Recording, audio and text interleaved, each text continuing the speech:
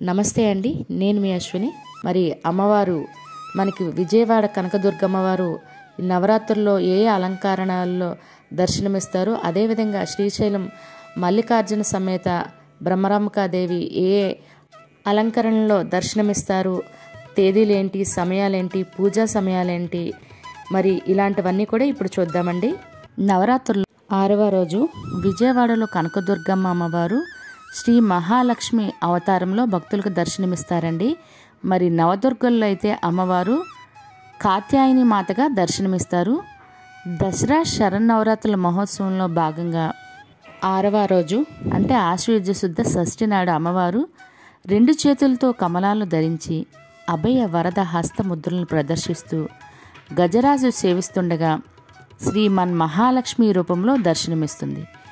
మహాలక్ష్మీదేవి సర్వమంగళకారిణి, ఐశ్వర్యప్రదాయిని, ధన ధాన్య ధైర్య విజయ విద్య సౌభాగ్య సంతాన గజలక్ష్మి వరాలను ప్రసాదించే అష్టలక్ష్మి సమిష్టి రూపమే మహాలక్ష్మి.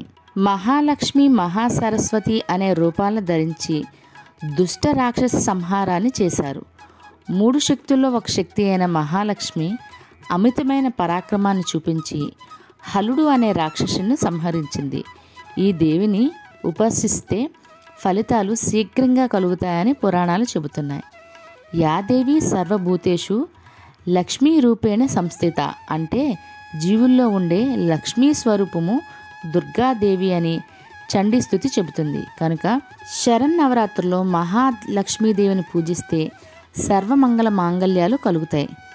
మహాలక్ష్మి రూపాన్ని ఆరాధిస్తే అష్ట ఐశ్వర్యాలు సమస్త సౌభాగ్యాలు కలుగుతాయి. ఓం శ్రీం హ్రీం క్లీం మహాలక్ష్మి స్వాహ అనే మంత్రమును 108 సార్లు ఈరోజు జపించవలసి. మరి నవదుర్గల్లో కాత్యాయని మాత యొక్క విశిష్టత. దుర్గామాత 6వ అవతారం కాత్యాయని. కొత్స అనే ఋషికి తనకు పార్వతీమాత కుమార్తెగా జన్మించాలని తపస్సు చేశాడు.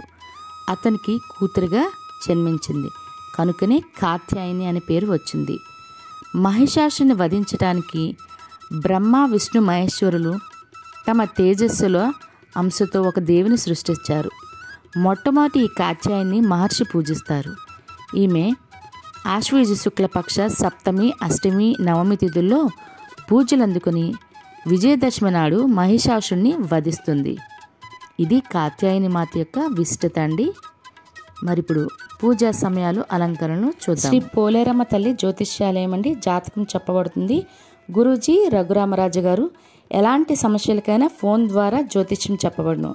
ప్రేమ సమస్యలు, కుటుంబ సమస్యలు, కోర్టు సమస్యలు, చెడు ప్రయోగ నివారణ, వ్యాపార సమస్యలు, పెళ్లి సమస్యలు, సంతాన సమస్య, విద్యా ఉద్యోగ సమస్యలు, శత్రు ప్రయోగం, ఆస్తి తగాదాలు, స్త్రీ పురుషులకి ఎలాంటి పర్సనల్ సమస్యలున్నా స్క్రీన్ మీద కనిపించే నంబర్కు ఫోన్ చేస్తే పరిష్కారం చెప్పబడును. 6వ రోజు అక్టోబర్ 8 మంగళవారము. ఈరోజు విజయవాడలో కనకదుర్గమ్మ అమ్మవారు శ్రీ మహాలక్ష్మీదేవి రూపం అలంకరణలో మనకు భక్తులకి దర్శనమిస్తారండి. మరి ఈరోజు శ్రీశైలంలో అమ్మవారు శ్రీ కాత్యాయని దేవి రూపంలో అలంకరణలో భక్తులకు దర్శనమిస్తారు. ఈరోజు తిథి పంచమి మరియు షష్ఠి 2 తిథులు సూర్యోదయంతో కలిసి ఉన్నాయండి. మరి ఈరోజు నక్షత్రం జ్యేష్ఠ నక్షత్రం. ఈరోజు అమ్మవారికి పూజించవలసిన ఉదయం పూజా సమయాలు అక్టోబర్ 8 మంగళవారం ఉదయం 7:12 అండి. ఉదయం 8:10 వరకు ఉదయం పూజా సమయం బాగుందండి. తిరిగి తరువాత ఉదయం 10:32 అండి. మధ్యాహ్నం 12 గంటల లోపు పూజ అనేది ప్రారంభించుకోవచ్చు. మరి సాయంత్రం పూజా సమయాలు ఇప్పుడు చూద్దాము.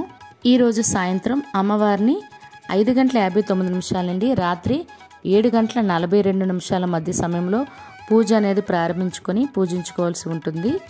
మరి ఈరోజు అమ్మవారికి నివేదించవలసిన నైవేద్యాలు ఇప్పుడు చూద్దాము. ఈరోజు అమ్మవారికి నివేదించవలసిన నైవేద్యాలు నిమ్మకాయ పులిహార మరియు కేసరి అండి. ఈరోజు అమ్మవారు గులాబీ రంగు చీరలో దర్శనమిస్తారు. మరి మనం కూడా పూజలో గులాబీ రంగు చీర ధరించి పూజ చేసినట్లయితే మంచిది.